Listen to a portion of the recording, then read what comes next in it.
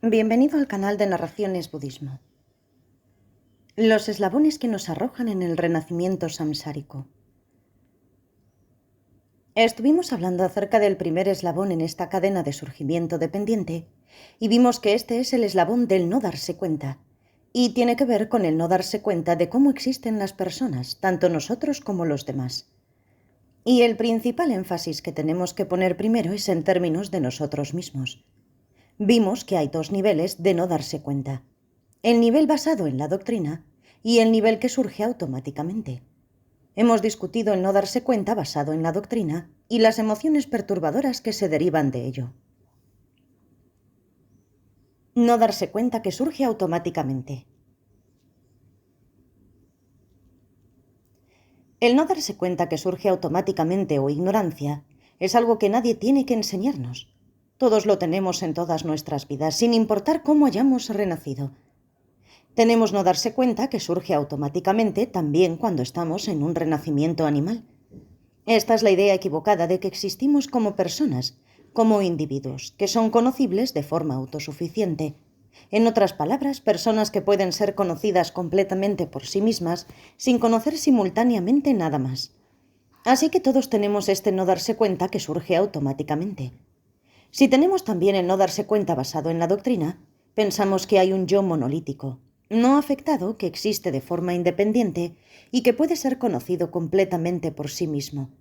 E incluso si nos damos cuenta que no se refiere a nada real, e incluso si nos damos cuenta de que el yo es solo algo imputado sobre un flujo siempre cambiante de continuidad de los agregados, aún así podemos tener la idea equivocada de que puede ser conocido enteramente por sí mismo.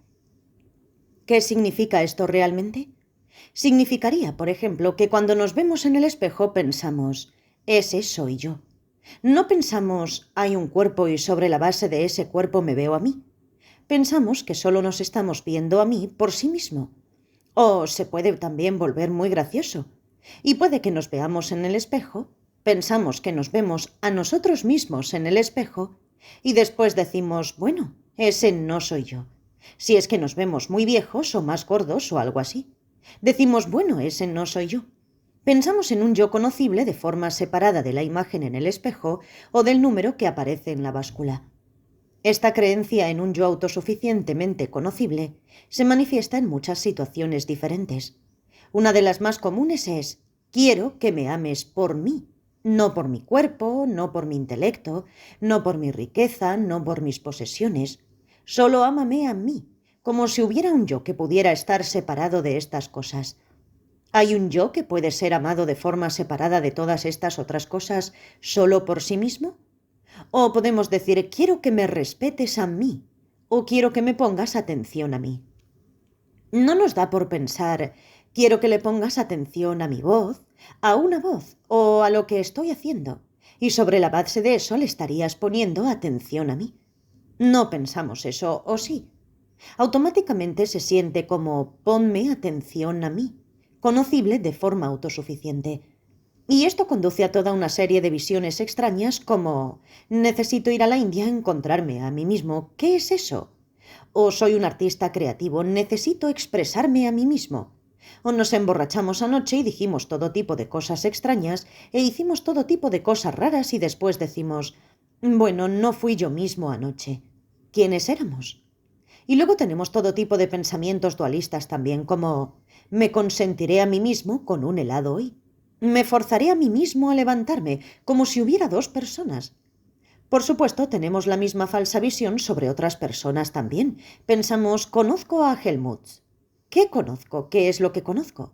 ¿Puedo conocer a Helmut separado de conocer cómo se ve o el sonido de su voz? ¿O estoy viendo a Helmut? ¿Qué estoy viendo? No puedo ver a Helmut separado de ver un cuerpo. ¿O estoy hablando con Helmut por teléfono? ¿Qué es eso? Eso es realmente raro si lo pensamos. Te habla Helmut por teléfono. Bueno, es una voz.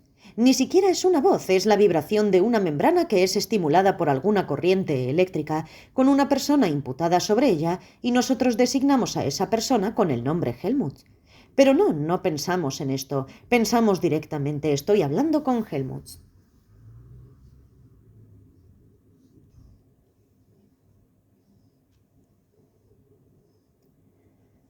Pienso que uno de los ejemplos más comunes para nosotros como occidentales es el de quiero que me ames por mí mismo. Solo ámame a mí. Quiero que alguien me ame a mí, alguien que me ponga atención a mí. Y, por supuesto, basamos esa idea equivocada de un yo que puede ser amado completamente por sí mismo. Entonces tenemos todo tipo de emociones perturbadoras. Tú me amas a mí y nos enojamos y nos apegamos. Sentimos codicia, deseo, celos, todo este tipo de cosas. Eso surge automáticamente, nadie tuvo que enseñarnos eso. Incluso cuando actuamos de forma constructiva, como al ayudar a otros, hacer cosas amables por los demás, podría estar basado en esta idea equivocada del yo, que puede ser conocido de forma autosuficiente. De tal forma que estoy haciendo esto, así que me amarás a mí. O de tal forma que yo seré útil. Como si hubiera un yo que se puede conocer de forma separada que puede ser útil. Quiero decir, ¿qué es útil? El cuerpo es útil, las manos son útiles, la mente es útil, sobre la base de hay un yo, pero ciertamente no pensamos eso. Esto es algo que tenemos que entender, que este tipo de yo, el yo falso, no existe en absoluto, no corresponde a nada real. Existimos convencionalmente como yo estoy hablando, yo estoy sentado y demás. No es que sea alguien más. Pero ¿qué establece que exista tal cosa como un yo convencional? Lo único que podemos decir que lo establece es que yo es meramente a lo que el concepto o la categoría yo se refiere cuando se etiqueta sobre la base de este flujo siempre cambiante de continuidad, cuerpo, mente, etc., de los agregados. Y también es meramente a lo que la palabra yo se refiere cuando es designada sobre esta categoría y sobre este flujo siempre cambiante de agregados. Ahora vamos a ver una idea equivocada más sutil acerca del yo. Incluso si entendemos que la persona, o el yo o el individuo, el sí mismo, como quieran llamarlo, no puede ser conocido por sí mismo, tiene que ser conocido mientras también se conoce su base de imputación, como un cuerpo o una mente o una personalidad o lo que sea.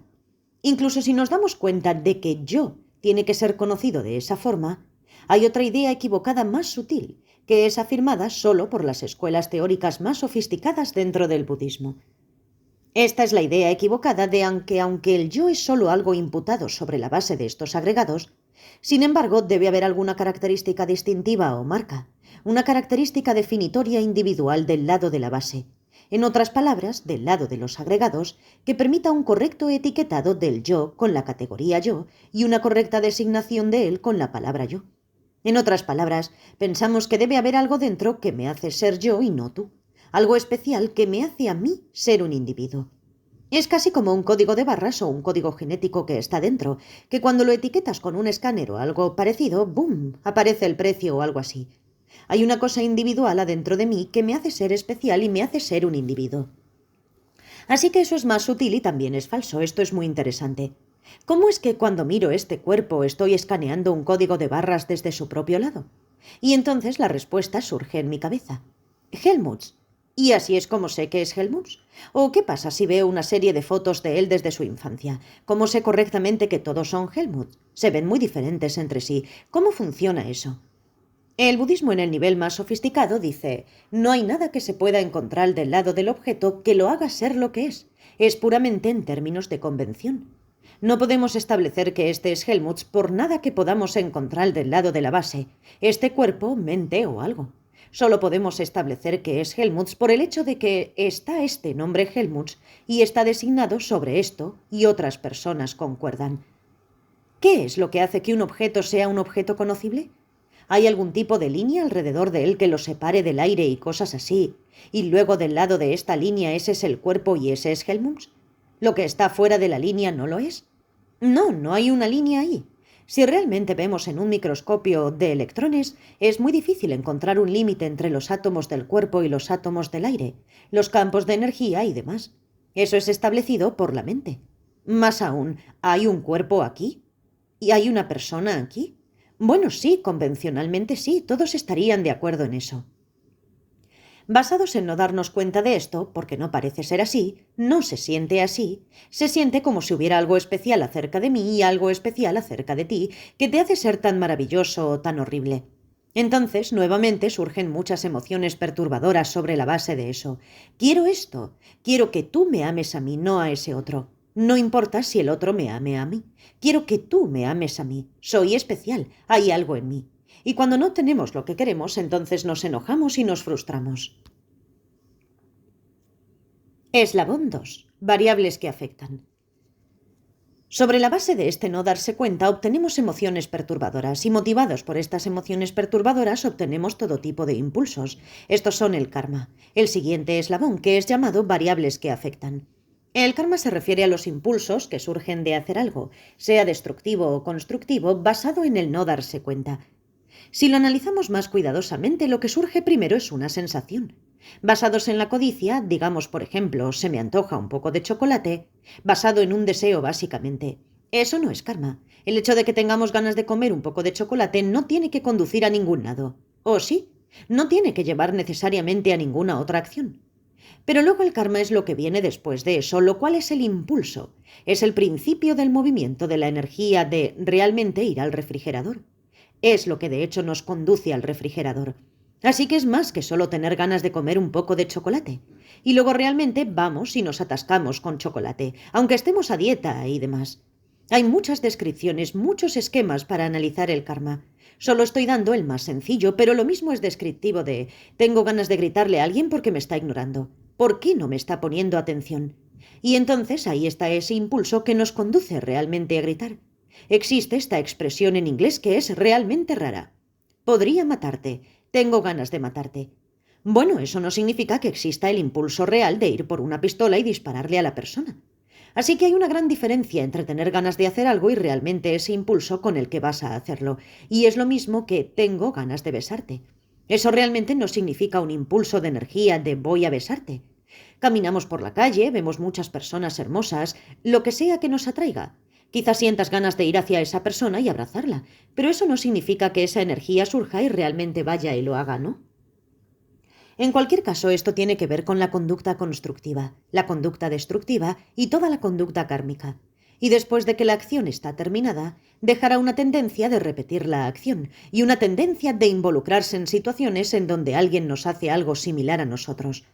O de hecho, aún más relevante a toda esta discusión de los 12 eslabones, es una tendencia a sentirnos infelices por la conducta kármica destructiva o a sentir esta felicidad mundana ordinaria por la conducta kármica constructiva. Así que hay una tendencia para eso que puede madurar en cualquier momento. Estas son las variables que afectan. Tendencias es la palabra que a menudo se traduce como semillas kármicas, pero no deberíamos pensar en ello en términos de un objeto físico. No es un objeto físico como una semilla, es una tendencia. Es más abstracto. Después de todo, ¿qué es una tendencia? Hay muchas instancias de un tipo similar de experiencia, como estar infeliz hoy, mañana, esta vez, aquella vez, estar deprimido. Sobre la base de eso diríamos, bueno, esta persona tiene una tendencia a deprimirse, a ser infeliz. Esa es una tendencia. Es como de lo que hablábamos antes, algo que es imputado sobre una continuidad de cosas similares. Ese es el segundo eslabón, las variables que afectan. Afectan cómo vamos a experimentar las cosas y es una variable, pues cambia. El eslabón número 3. Conciencia cargada causal y resultante.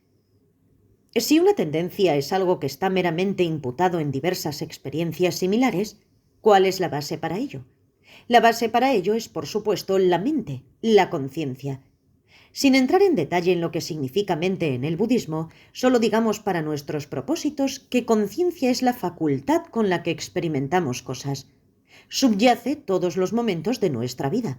Y podemos hablar de ella en términos de, dependiendo del sistema filosófico dentro del budismo, la conciencia mental, la conciencia almacén. Incluso podemos hablar de esto en términos de la mente de luz clara. No importa. Cierto nivel de la mente va a ser la base sobre la que estas tendencias son imputadas. Y no solo son proyectadas. Proyectadas, como dije, implica que es completamente falso. Convencionalmente están estas tendencias. No son algo inventado. Dado que tenemos tipos similares de conducta, podemos reconocer las tendencias y patrones imputados sobre ellas. Podemos ver cómo las cosas encajan. Es como cuando tenemos la tendencia de beber mucho alcohol. Si podemos reconocer esa tendencia, esto nos ayuda a identificar qué tipo de problema podríamos tener y qué necesitamos trabajar. Así que no hay nada de malo en eso, es de utilidad. El problema, por supuesto, es cuando hacemos algo sólido de estos patrones o estas etiquetas y nos identificamos con ellas y pensamos que son inmutables, no afectadas por nada, eternas y sólidas. Y entonces, por supuesto, se vuelve muy difícil de cambiar. Soy una persona deprimida, soy una persona irritable, así que cuídate. Tienes que aprender a vivir conmigo porque así es como soy. Así somos, ¿no es cierto? Pensamos, soy alguien que necesita mucho afecto y otras cosas así. O en nuestra relación no estás demostrándome el afecto suficiente. ¿No te das cuenta que esa es la clase de persona que soy? Necesito eso. Así que es posible que exista una tendencia a actuar así, pero esa no es nuestra verdadera identidad para siempre, fija, inafectada por nada. Pero cuando creemos eso, obviamente tenemos muchas emociones perturbadoras. Así que tenemos este tercer eslabón, el eslabón de la conciencia, el cual es la base para llevar estas tendencias kármicas. Esta conciencia es una continuidad. La llamamos conciencia cargada porque está cargada con estas tendencias. Tiene dos fases, la fase causal y la fase resultante. La fase causal es en una vida y tiene varias tendencias kármicas imputadas sobre ella. Y esta, la conciencia cargada resultante, que es en un próximo renacimiento. Estas tendencias son imputadas en ambas fases de la conciencia. Podemos ver que existen ciertas tendencias en ejemplos de dos vidas de una persona. Tendencias que se repiten, que se encuentran en una vida y también en la otra. Para la mayoría de nosotros es muy difícil realmente obtener alguna evidencia al respecto, pero hay algunos tulkus tibetanos, lamas reencarnados, que, como mi propio maestro Serkon Rinpoche, lo conocí muy bien en su vida anterior, lo conozco muy bien en esta vida, su siguiente renacimiento. Y existen muchas tendencias que uno puede ver que son continuidades de su vida previa. Lo vemos también en los niños pequeños, aún infantes que poseen ciertas tendencias. Hay algunos que lloran todo el tiempo y están muy enojados, y otros que son muy callados y plácidos. Podemos verlo incluso entre los pollos, entre los animales, tienen diferentes personalidades. Estas son tendencias que llevan de sus vidas pasadas. Eslabón 4. Facultades mentales nombrables con o sin forma burda. Cuando hablamos de una próxima vida, contamos con el tercer eslabón en su fase resultante, la conciencia cargada. Después de eso, los siguientes eslabones son la secuencia de cómo se desarrolla un feto en esa vida. Si vamos a nacer como humano o como animal de un útero, el siguiente eslabón describe cómo se desarrolla en el útero. Primero tenemos el cuarto eslabón, las facultades mentales nombrables con o sin forma burda. Esto se refiere al desarrollo de los agregados. Existen 5 agregados y no los daré en su orden tradicional, pero existe la conciencia. Es lo que se da cuenta de la naturaleza esencial de las cosas. Pero en este punto no está diferenciada todavía en los diferentes tipos de conciencia sensorial, solamente en general. Conciencia mental, básicamente. Luego existen los diferentes objetos de la conciencia, el agregado de la forma, que incluye no solamente el cuerpo, sino también los diversos objetos sensoriales de los que nos damos cuenta. Bueno, en el primer momento de la próxima vida todavía no nos damos cuenta de varios objetos. No tenemos los aparatos para eso, así que con o sin forma burda se refiere a una base física para la conciencia. Y existe el agregado de la distinción, que algunas veces es llamado reconocimiento, el cual es solamente la habilidad para distinguir una cosa de otra, como la luz de la oscuridad. No está necesariamente asociado con palabras, nombres, conceptos ni nada parecido, pero en esta etapa el feto o el embrión, o como sea que se quiera llamarlo, no está lo suficientemente desarrollado aún para ser capaz de hacer eso. Y está el agregado de la sensación, el cual se refiere a una sola cosa: sentir un nivel de felicidad o infelicidad en algún lugar de ese espectro. Solo se refiere a esto. Y nuevamente aún no estamos en una etapa lo suficientemente desarrollada como para ser capaces de experimentar felicidad o infelicidad. Luego está el agregado de otras variables que afectan, que es todo lo demás que cambia. Todas las emociones, la concentración, la atención y todas esas cosas que realmente aún no están desarrolladas en esta etapa. Así, en un principio se le llama facultades mentales nombrables. Podemos dar el nombre. Existe el potencial para todo esto, pero aún no están operando del todo. Ahora, dice con o sin forma burda. Esto se refiere a los 3 planos de existencia descritos en las enseñanzas budistas. el plano de los objetos sensoriales deseables, el plano de las formas etéreas y el plano de los seres sin forma. Así que la forma burda sería un tipo de cuerpo de elementos burdos. Este plano de los objetos sensoriales deseables, o también podrían ser formas sutiles etéreas, como en el plano de las formas etéreas. Con forma burda es con elementos burdos o con elementos sutiles. Y sin forma quiere decir que es el plano de los seres sin forma, en el cual el cuerpo es solamente la energía más sutil que sostiene la mente de luz clara. Eso es todo. No está asociado con ninguno de los elementos burdos o sutiles. Esto se vuelve un problema muy interesante y un punto en el que podríamos tener mucha confusión. No es tan fácil, podemos decir, bueno, ¿cuál es la relación entre la mente y el cuerpo? Digamos que si vamos a nacer como humanos, tenemos los elementos del esperma y el óvulo de los padres. ¿Y acaso la conciencia va adentro? Entonces tenemos la idea del Atman que vive dentro de la casa de estos elementos y luego los utiliza. No es así. Así que, ¿cuál es la relación? ¿Qué está ocurriendo aquí? ¿O acaso está de alguna manera contactándolo y poseyéndolo ahora, como cuando se compra una vaca? O quizá es como una de esas grúas, una de esas grandes bocas de metal que bajan y recogen la tierra y la mueven a alguna parte. ¿La conciencia es algo así?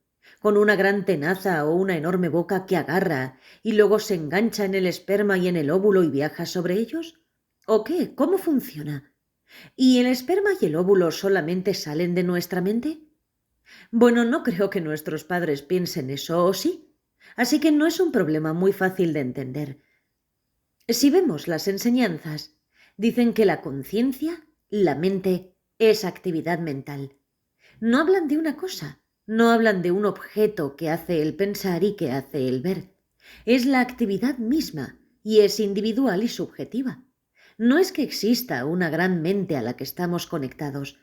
Y si hablamos de actividad mental, debe haber alguna clase de base física para ella. Si vemos solamente el nivel más sutil, el nivel de la mente de luz clara, diríamos que esa es la mente más sutil y que existe la energía más sutil o el viento más sutil, el cual decimos que lo soporta. ¿Pero qué significa eso realmente? La explicación simple de eso es que el viento más sutil es como el caballo ciego y la conciencia es como la persona sin piernas sentada en el caballo, pero que tiene ojos y puede dirigirlo. Sin embargo, esa es una manera bastante ingenua de explicarlo, como primer nivel de introducción a esta idea. No son dos cosas totalmente separadas que están pegadas una a la otra. Estamos viendo una cosa, un fenómeno, un paquete, y podría ser descrito de dos formas diferentes. Podríamos describirlo desde el punto de vista de la actividad mental. Podríamos describirlo desde el punto de vista de la energía de la actividad mental, pero no existen de forma separada. La actividad no existe separada de la energía de la actividad. La energía de la actividad no existe separada de la actividad. Así, en el reino de la no forma, lo único que se tiene en términos de cuerpo es esta energía más sutil. Es una base física para ello. Realmente es la actividad mental desde un punto de vista físico. Ahora la pregunta es, ¿qué ocurre en términos de una base física más burda para esa energía? Y como he dicho, esto se vuelve muy difícil, porque parece como si este paquete de la mente y la energía más sutiles, etiquetadas sobre el yo convencional, con todas las diferencias, tendencias kármicas y demás etiquetadas sobre él, en un sentido activa o se coloca en la parte superior de los elementos burdos, digamos un esperma y un óvulo, y los afecta y demás. ¿Pero está manipulando los elementos del cuerpo? Esto conduce a todo el asunto de lo que es separable. La visión incorrecta es que existe un yo por sí mismo que es separable de todo y que activa todo esto. El budismo dice que no existe tal cosa como un yo completamente por sí mismo. El yo siempre tiene una base para su imputación. No puede existir ni ser conocido por sí mismo. En última instancia, el yo es algo imputado sobre la continuidad de esta mente más sutil y esta energía más sutil. De la misma manera, el yo es imputado sobre la continuidad de los elementos más burdos de un cuerpo físico con los que la energía más sutil está asociada, y con los niveles más burdos de la mente y los factores mentales con los que la mente más sutil está asociada. En otras palabras, con el renacimiento se tiene una base de imputación del yo más grande y más burda. Todas las células del cuerpo, todos los elementos están cambiando todo el tiempo. No tenemos ninguna célula en nuestro cuerpo ahora que somos adultos que sea la misma que cuando éramos un bebé. Todo ha cambiado, pero existe una continuidad, y el yo está etiquetado sobre eso. Y no existe un código de barras del lado de ese cuerpo que haya provisto la continuidad que le permitiría ser siempre el mismo yo. Solamente ha seguido la causa y el efecto. Verán, el problema aquí, y esto es difícil de expresar, la confusión yace en lo que mencioné antes, que es confundir la mente de luz clara o el paquete de la mente de luz clara y la energía más sutil con el Atman hindú. Si llamamos a eso yo, lo cual es básicamente identificar lo que está siendo etiquetado con la base de etiquetado, si cometemos ese error, entonces caemos en el extremo hindú de que esto es lo que está activando o se está apoyando en los elementos burdos. Permítanme intentar encontrar una analogía para esto. Tal vez no sea una analogía tan precisa, pero quizás sea un poco de ayuda. Con frecuencia utilizo el ejemplo de una película. Tenemos una cinta, una película, como Lo que el viento se llevó. Lo que el viento se llevó es un nombre, es un título, y está etiquetado sobre una secuencia de escenas. Y las escenas también pueden estar contenidas en una película o en un artefacto digital. Así que también hay una base física, pero está etiquetada sobre toda esa continuidad, sobre toda la secuencia de la película. Bien, así que tenemos la película. Tenemos cierta base física de la película y tenemos el título. No es que en cada escena de la película haya un pequeño código de barras que dice lo que el viento se llevó, o un sellito. Así que, ¿qué es lo que el viento se llevó? No es la base. No podemos ver todos los momentos de la cinta simultáneamente. ¿O sí? No podemos, obviamente. Y no es el rollo de toda la película que está en el piso. Lo que está siendo etiquetado aquí, lo que el viento se llevó, no es la base. Es a lo que el título se refiere en términos de esta base. En nuestra analogía, la película que es visible y su información digital o su información fílmica, eso sería como la mente de luz clara y la energía más sutil, y el yo sería como lo que el viento se llevó, lo que está etiquetado sobre eso. Pero la película debe ser reproducida en algo, así que podría ser reproducida en una pantalla de cine, en un televisor, en una computadora. Puede ser reproducida en muchas bases físicas más burdas. Eso sería como la forma burda de un cuerpo, los elementos. Quizá en este ejemplo la información digital es más análoga a las tendencias. No lo sé. Es solamente una analogía, así que no es exacta. Pero lo que ven, el contenido real de la película, y alguna clase de base física sutil de ella, digamos luz o alguna cosa similar, es el nivel sutil. Lo que el viento se llevó, indistintamente de qué se está reproduciendo. Y entonces esto podría reproducirse en cualquier pantalla física. En un sentido, lo que veríamos si alguna clase de portador físico de ella, la luz o información o lo que sea, esa es la cosa más sutil que siempre está ahí. Eso es continuidad. Y el yo está etiquetado sobre eso. Pero eso no es el yo. Entonces, ¿qué es lo que se reproduce en la pantalla? Pensamos que es lo que el viento se llevó, pero realmente es la información con alguna cosa física que se está proyectando en la pantalla, etiquetada como lo que el viento se llevó.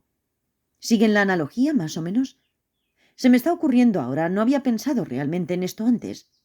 Entonces, ahora la película Yo está siendo reproducida sobre la base de este cuerpo y en la siguiente vida la película Yo se reproducirá de nuevo sobre la base de otro cuerpo, justo como lo que el viento se llevó está siendo mostrada ahora en esta pantalla y en esta computadora y en este cine, etc. Pero no es un yo completamente por sí mismo que se está reproduciendo sobre la base de este cuerpo. Esa es la falacia hindú, que existe un yo sólido semejante. No es así. Es el yo que está etiquetado sobre la mente más sutil y el viento, y una película que entonces está asociado con los agregados más burdos. En este caso, provenir del esperma y el óvulo de los padres, como la pantalla en el cine. ¿Es el mismo contenido cada vez? No, es una continuidad. Estamos hablando de un lo que el viento se llevó, que no tiene principio ni final, como una telenovela que tiene un número incontable de episodios, que continúa para siempre, y es un episodio a la vez en una pantalla diferente. Eso es más anólogo. El intrépido y la hermosa o lo que sea, la telenovela con la que estén familiarizados, sus interminables episodios sin principio, episodios infinitos del yo. Pero no. Yo, protagonizada por yo y ahí estoy yo. Déjenme controlarme para no ponerme tonto, pero eso no es tan tonto. Este es el yo convencional. Pero pensamos que esta es la película Yo, estelarizada por el yo especial. Soy la gran estrella y todos deberían verme. Y entonces seguimos los índices de audiencia. ¿Cuántas personas me vieron hoy? ¿Cuántos likes recibí? Así que el yo imputado sobre la mente de Luz Clara no es eso. Es solo algo imputado sobre la continuidad de la mente de Luz Clara. Entonces este es el eslabón 4. Facultades mentales nombrables con o sin forma burda. El principio del feto. Eslabón 5. Estimuladores de la cognición.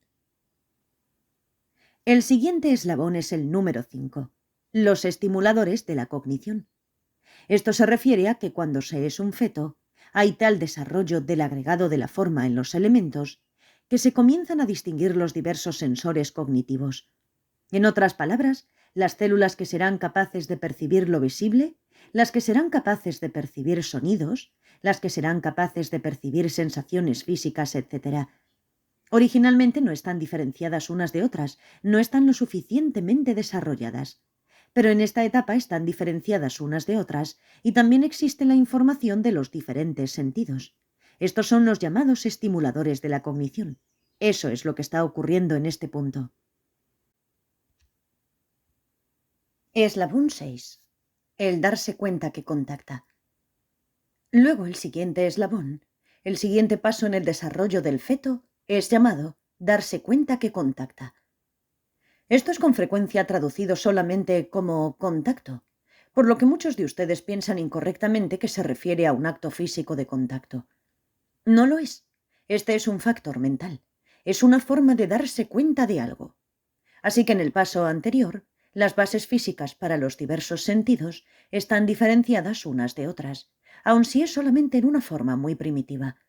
Y ahora, cuando existen los diferentes tipos de conciencia sensorial, digamos en el útero, si hablamos de un humano, entonces existe el darse cuenta de cierto tipo de objetos sensoriales como placenteros, desagradables o neutros.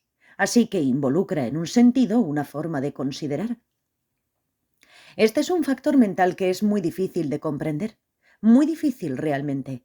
Pero pensando al respecto, o al menos esta es mi comprensión de él hasta el momento, si hablamos de él no en el útero, sino en cómo funciona también fuera del útero.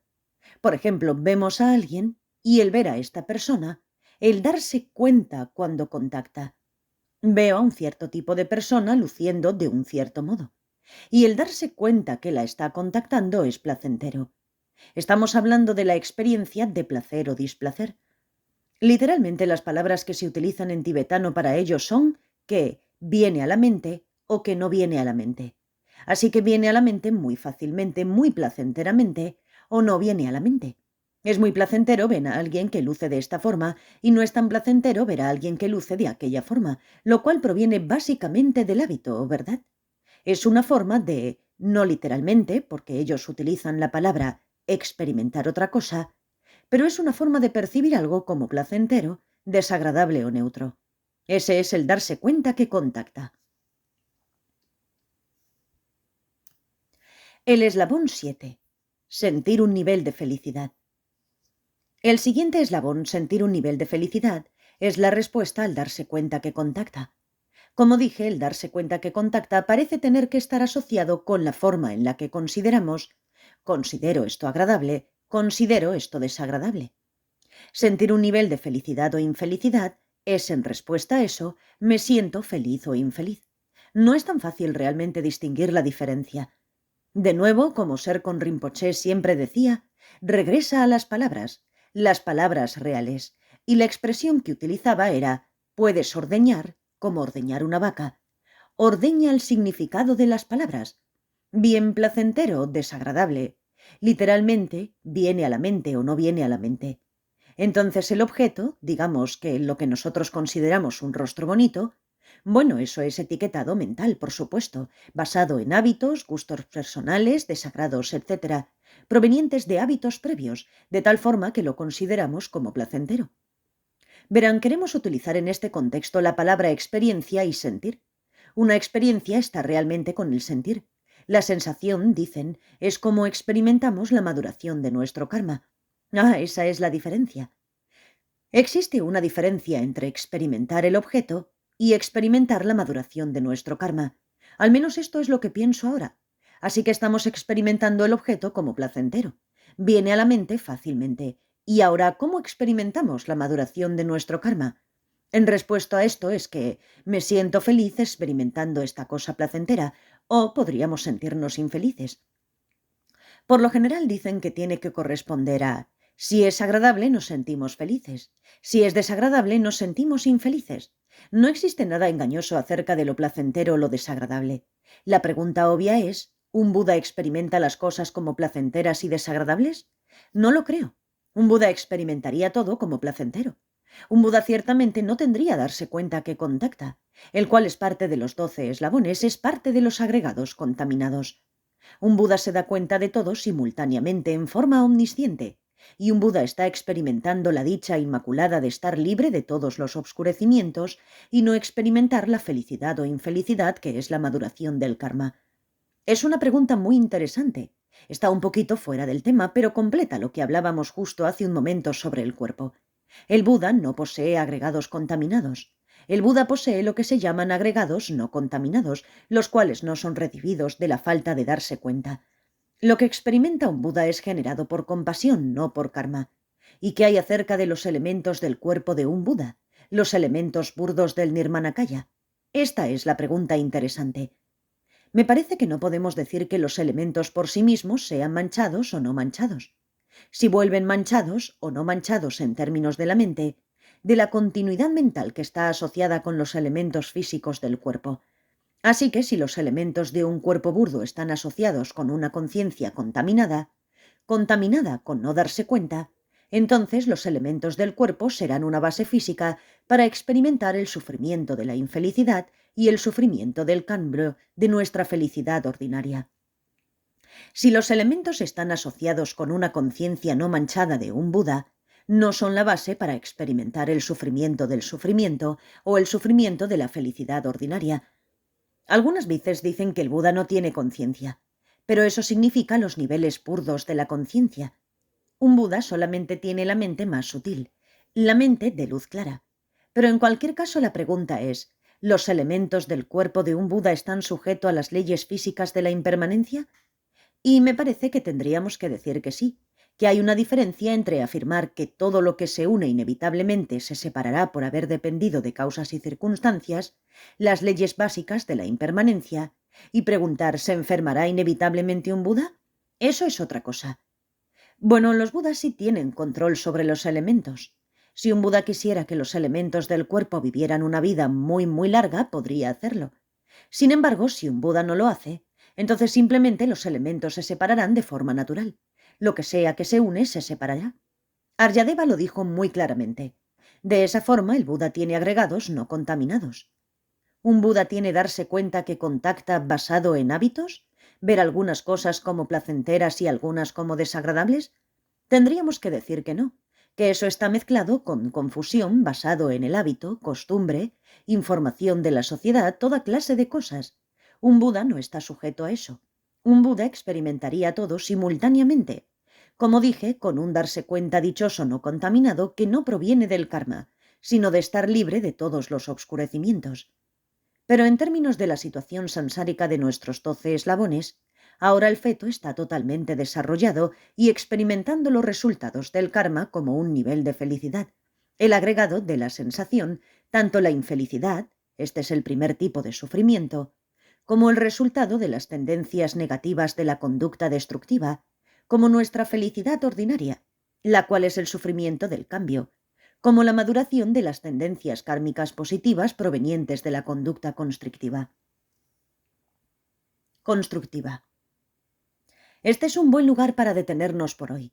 ya que los siguientes eslabones describen cómo activamos estas tendencias kármicas. Las activamos en nuestra respuesta a estas sensaciones de felicidad e infelicidad. Este es realmente un punto muy importante, pues realmente el problema no es tanto encuentro que el chocolate es un sabor agradable y me siento feliz cuando lo pruebo.